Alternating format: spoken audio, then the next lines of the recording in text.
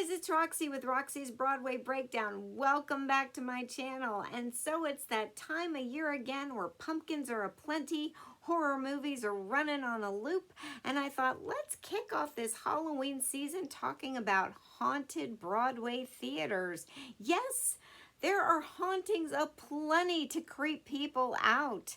And some of them have the usual fare of paranormal activities like floating orbs and disembodied voices, knocking on doors, objects being moved inexplicably when no one else is around, cold spots.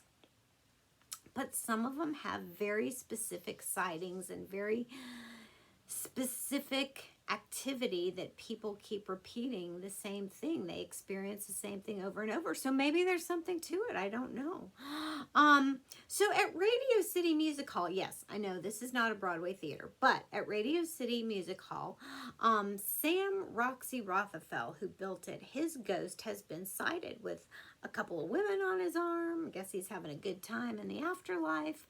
And the ushers at night after the shows flip up all the seats to get ready for the next day.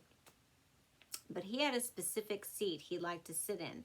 And they find that specific seat flipped down. I guess he flips his seat down. He doesn't like it flipped up. I don't know what's going on there. At the Lyceum Theater, Bob Fosse used to do shows there, and in 2015, it is reported, Cheetah Rivera and Donna McKechnie, two of his favorite performers, did a show there, and maybe they sort of, I don't know, in a way beckoned his spirit back, because he used to like to watch shows from the mezzanine in a specific spot, and he was a chronic smoker, and it was reported that they could smell a strong scent of cigarette smoke coming from the area that he liked to watch rehearsals and whatnot. So maybe old Bob was hanging around wanting, you know, to watch the show again. I don't know. At the Palace Theater, there appears to be a lot of ghostly activity because a lady in a white dress has been reported several times going into the orchestra pit. There's a child ghost that like lives in the mezzanine playing tricks, very mischievous, like hide and seek and peekaboo. And there's a ghostly figure that walks the dressing room hallways, just sort of seen like back and forth, like behind doorways and things. So that's kind of creepy and eerie. At the Eugene O'Neill, there are ghosts that seem to play tricks with the actors. They tap them on the shoulder, and then when the actor turns around, there's no one there. They whisper their characters' names in their ear, like right before they go on. That would creep me out. That would creep me out. Props fall inexplicably when no one's around. Patti LuPone did a show there, and she said one time when she was there, her dressing room door would like open and close and open and close, and there'd be no one outside doing it. So I don't know. The Belasco Theater, this was built by David Belasco in 1907, and his whole life was theater. He was a director and playwright, so much so that he even built his apartment above the theater. And I guess the guy just, you know, he doesn't want to leave either in the afterlife because his ghost is said to still haunt the theater, and not like some ghostly apparition, like in full form. Actors say they see him in the theater watching the performance. They see him backstage. He's come up and introduced himself to actors. He gives them like comments on their performance. So yeah, he just doesn't want to move on to the next life. Melissa Rica, who played Mina in Dracula in her performance in a production of Dracula there, said she left her coat in the dressing room and she went back to get it, and she'd already turned off everything, but when she went back there was a lamp on in her dressing room, and she was like, okay.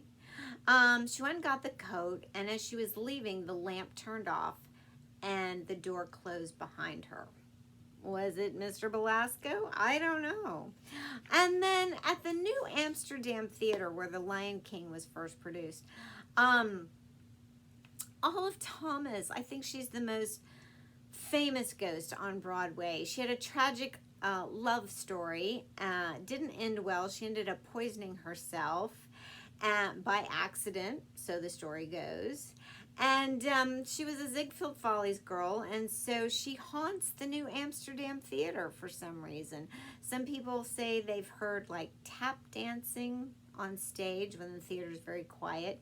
They've seen this ghostly apparition, a lady in a dress clutching a blue bottle. Maybe that's the poison bottle, I don't know.